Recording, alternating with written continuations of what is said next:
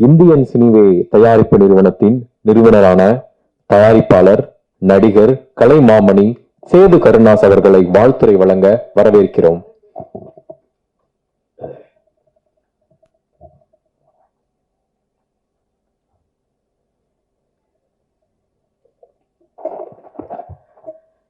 எல்லாருக்கும் வணக்கம்.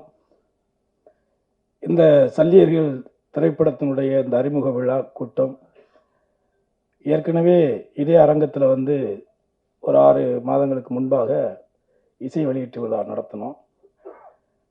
அதை கடந்து ஒரு படத்துக்கு அடுத்து இன்னொரு நிகழ்ச்சி, இசை நிகழ்ச்சி, அந்த ஒரு ட்ரெய்லர் மறுபடி ஒரு காட்சி பிரத்யேகமாக ஏற்பாடு பண்ணதுக்கு ஒரே அடிப்படை காரணம், அண்ணன் சீமான் அவர்களை வைத்து இந்த படத்துக்கு ஒரு அறிமுக கூட்டம் நடத்தணும் அப்படிங்கிற என்னுடைய முழு விருப்பம். இதில் எந்த மாற்று கருத்தும் கிடையாது.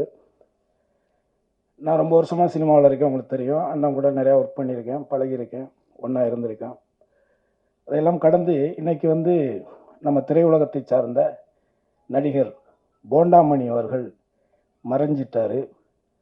இந்த தருணத்தில் இங்கே இருக்கக்கூடிய அத்தனை ஆத்மாக்களும் அந்த ஆத்மா இறைவனடி சாந்தி அடைய ஒரே ஒரு நிமிடம் மௌன அஞ்சலி செலுத்துமாறு அன்போடு கேட்டார்.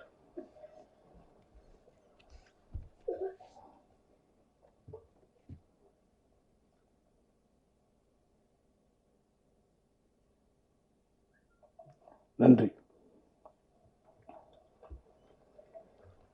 இந்த விழாவினுடைய அழைப்பை ஏற்று இங்கே வந்திருக்கக்கூடிய இந்த படைப்பினுடைய இந்த படத்தை நான் எடுக்கணும் அப்படிங்கிறதுக்கு எனக்கு முதல்ல கிட்டு அவர்கள் கூட்டிகிட்டு வந்தது அண்ணன் ராவணன் அவர்கள். இவர் பரமக்குடியில் இருக்கார். ரொம்ப சராசரியான ஒரு சாதாரண ஒருத்தர் தான், பெரிய வசதி வாய்ப்புகள்லாம் கிடையாது. ஆனால் இந்த படம் எடுப்பதற்காக முதல் முன்படமாக 10 லட்சம் ரூபாயை முதன்முறையாக கொடுத்து இதை துவக்கி வைத்தது இவர் தான். ஸோ இப்படி ஒரு சாதாரண ஒரு கிராமத்தில் இருக்கிற ஒருத்தருக்கு இவ்வளோ உணர்வு இருக்கும் பொழுது, சினிமாவுக்குள்ள இருக்கிறோம், இந்த மொழியை வச்சு தான், இந்த இனத்தை வச்சு தான் நம்மளாம் எனக்கு வாழ்ந்துக்கிட்டே இருக்கோம், அப்போ நம்ம ஏதாவது செய்யக்கூடாதுங்கிற அந்த ஒரு வெறி எனக்கு வந்தது அண்ணனை பார்த்து தான். அதற்கு அடுத்ததாக இவருடைய நண்பர் நேசமணி அண்ணன் அவர் வெளிநாட்டில் இருக்கார். ஸோ அதற்கு அடுத்ததாக எனது தம்பி கரிகாலன், அவருடைய மனைவி தான் என்னுடைய தங்கச்சி தான் அது.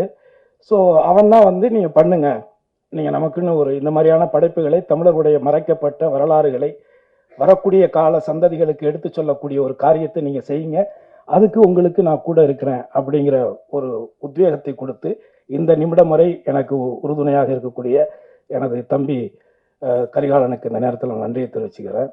அது போல் இங்கே வந்திருக்கக்கூடிய எனது தம்பிகள் தாமோதரன், கோவில், அதுக்கப்புறம் இயக்குனர் பொன்ராம் அவர்கள், அப்புறம் எனது நண்பர் இயக்குனர் கௌதம் அவர்கள் என்னுடைய அழைப்பின் பேரில் இங்கே கலந்துக்கிட்டதுக்கு என்னுடைய நன்றி. அடுத்து என்னுடைய தம்பி தெலுங்குக்காரன் நம்ம சிவா, அவன் ஒரு படம் பண்ணியிருக்கிறான். அந்த படம் பெரிய நல்ல கேரக்டர் நான் நடிச்சிருக்கிறேன். அது பிப்ரவரி மாதத்தை அதையும் வெளியிட போகிறோம். அதுவும் ICW தான் ரிலீஸ் பண்ணோம். அடுத்து எனது நீண்டகால நண்பரும் எனது அருமை அண்ணனுமான தேனப்பன் அவர்கள், அதுக்கப்புறம் நடிகர்கள் 2 பேரும், மகேந்திரன் தம்பி 2 பேருமே நல்லா இதில் குறிப்பாக ரொம்ப நல்லா நடிச்சிருக்கிறாங்க. நீங்கள் படம் பாருங்கள். அடுத்து என்னுடைய அழைப்பை ஏற்று முதலாக தன்னுடைய வாழ்த்துறையை வழங்கி சென்றக்கூடிய எனது அப்பா தானு அவர்களுக்கு இந்த நேரத்தில் என்னுடைய நன்றி. அதே மாதிரி இந்த கதையை நம்ம பண்ணணும் அப்படிங்கிறது மேதகு படம் பார்த்து தான் எனக்கு அந்த உணர்வு வந்துச்சு. அவர் சொன்னதை சரியாக பண்ணியிருந்தார். ஸோ அவர் என்ன கேட்டாரோ அதை நான் சிறப்பாக நான் ஒரு தயாரிப்பாளராக அவர் செஞ்சு கொடுத்துருக்கேன். அவரும் நேர்மையாக உண்மையாக இந்த படத்துக்கு உழைச்சிருக்காரு, ஒர்க் பண்ணியிருக்காரு. அதில் இந்த படத்தில் நடிச்சிருக்கிற நடிகர்கள் எல்லாருமே அந்த கதாபாத்திர தேர்வெல்லாம் ரொம்ப அற்புதமாக பண்ணியிருக்காரு இயக்குனர். நீங்கள் நிச்சயமாக உங்களுக்கு ஒரு பிரத்யேகமான காட்சி நம்ம போட்டு காட்டுவோம். பிப்ரவரி மாதம் இந்த படத்தை நம்ம வெளிக்கொண்டு வரோம். என்னுடைய ஆசை தமிழ் சினிமாவில் ஒரு பிரச்சனைக்குரிய ஒரு விஷயத்தை, குறிப்பாக இலங்கையில் நடந்த ஒரு இன அழிப்பை ஒரு வரலாற்று பதிவாக பண்ணணும்னு சொல்லி எடுத்து முதன்முறையாக நமது தணிக்கை அதிகாரிகள் இடத்துல சர்டிஃபிகேட் வாங்கின முதல் படம் எனக்கு தெரிஞ்சு இதாக தான் இருக்கும்னு நினைக்கிறேன். இதை எடுத்ததுக்கு காரணம் என்ன? அதை எடுத்ததுக்கு காரணம் என்னன்னா, இதை உண்மையே நான் ஒன்று சொல்லணும். என்னுடைய மகன் தான் இந்த படத்துக்கு மியூசிக் பண்ணான். ஆனால் என் பையன் என்கிட்ட கேட்ட கேள்வி என்ன தெரியுமா? இவ்வளோ ட்ரையா, இவ்வளோ சீரியஸா, இவ்வளோ ஒரு மாதிரியான ஒரு படத்தை எதுக்கு டேடி நீங்கள் கஷ்டப்படுற நேரத்தில் காசு செலவு பண்ணி எடுக்கிறீங்க அப்படின்னு என்கிட்ட கேட்டான். ஏன்னா இவங்க லவ் பண்ணுறாங்க, லவ் பண்ணும்பொழுது கூட எனக்கு மண் மொழி இனம் அப்படியெல்லாம் பேசுகிறாங்க, இதெல்லாம் யார் டேடி இப்போ அந்த காலத்தில் ஏற்றுக்குவாங்க? இல்லைடா, இது நடந்த காலகட்டங்கள் அப்பா. காதலிச்சாங்க, நிறைய பேர் போராளிகள் காதலிச்சு திருமணம் பண்ணியிருக்காங்க, நானே நிறைய பேரை பார்த்துருக்கிறேன். ஆனால் அந்த காதலில் கூட அவங்கள்ட்ட ஒரு ஒழுக்கமும் ஒரு அறமும் இருந்ததுடா, அது உங்களுக்கு புரியலை. உனக்கே 21 வயசு பையன் உனக்கே தெரியலைன்னா நான் என்னடா பண்ணுறேன் பொழுது அடுத்த தலைமுறைக்கு சுத்தமாக இது தெரியாமல் போயிருமேங்கிறக்காக தான் எடுத்தேன். ஆனால் அப்போ என் பையன்கிட்ட ஒரே ஒரு வார்த்தை சொன்னேன், தம்பி அப்பா வந்து நிறைய காசு பணம்லாம் உனக்கு சேர்த்து வைக்கலன்னா எதுவும் ஃபீல் பண்ணாத, ஃபியூச்சரில் நீ நடிகராக எப்படியோ ஒரு இடத்துல ஒரு ஆள் ஆயிடுவேன். அப்படி ஆனாலும் கூட வரக்கூடிய காலங்களில் நடிகர் கருணாஸோட பையன், எம்எல்ஏ கருணாசு பையன்லாம் சொல்கிறத விட இந்த சல்லியர்னு ஒரு படம் எடுத்தானே அவனோட புள்ளன்னு உனக்கு ஒரு அடையாளத்தை என்னால் உருவாக்கி கொடுக்கணும், இதாண்டா உனக்கு நான் கொடுக்குற சொத்து அப்படின்னு தான் நான் அவன்கிட்ட சொன்னேன். உண்மையிலே அந்த உணர்வில் தான் இதை நம்ம செஞ்சுருக்கிறோம். எல்லாருமே நமக்கு என்னன்னு போயிட்டோம்னா வேற யார் தான் செய்கிறது அப்படிங்கிறது. அதாவது இது நம்ம நாடு, அது நம்ம ஊர், தமிழ்நாடு நம்ம ஊர்.